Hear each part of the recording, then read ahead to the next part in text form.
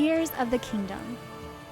I spent a ridiculous amount of time in this game, like just about 200 hours.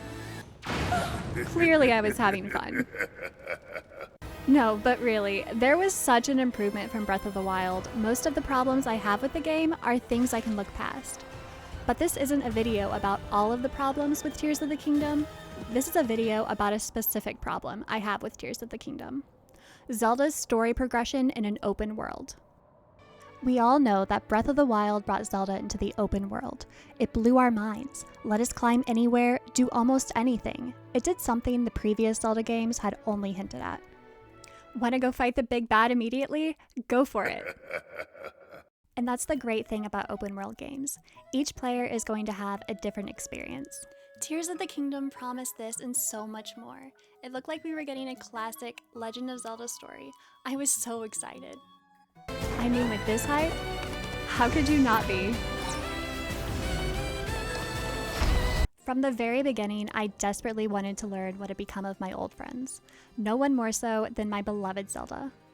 Oh, look at her, she's just so cute.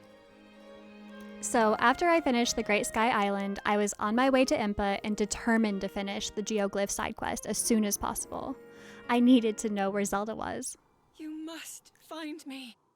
I ran all over the place and did some stuff in between, but I got those tears as fast as I could. And then there it was, the final tear.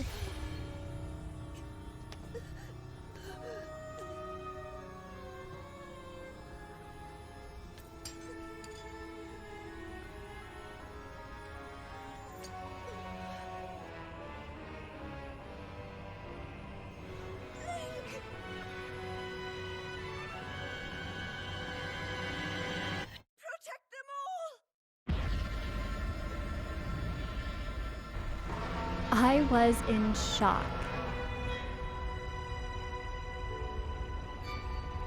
Zelda became a dragon.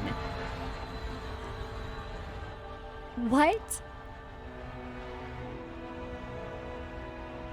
That new dragon was our Zelda. What an absolutely crazy reveal. I was so excited to see Link tell the world. But that's not what went down. Link was silent. I continued haphazardly through the game as you do and found that I really did things out of order, especially when this kept happening. Look, Zelda is floating into the sky. Link, please tell them that's not her. Zelda is uncharacteristically doing these other odd things. Nope, she's actually that dragon. If I didn't enjoy the interactions with all the characters and want to experience as much of the story they were willing to give me, I would have been so put off by the fact that I was essentially lying to everyone for most of the game. And that castle battle. Zelda is revealed to be Ganondorf's puppet. That would have been a heartbreaking gut punch. That cutscene was done so well and could have been a great game moment if the story had been set up properly.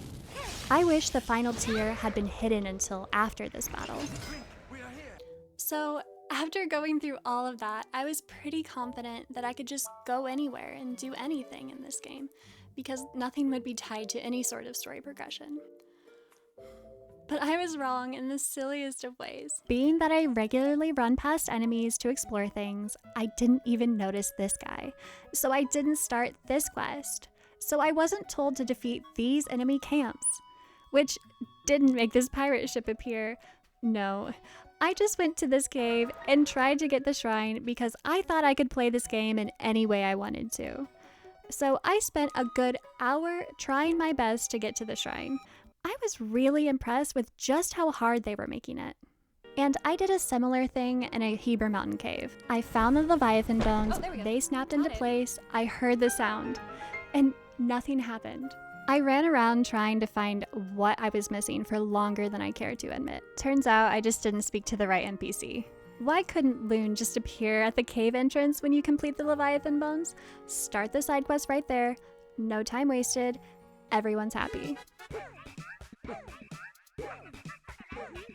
If I am able to narratively spoil the biggest reveal of the game, these little side quests shouldn't be conditional to finding certain NPCs.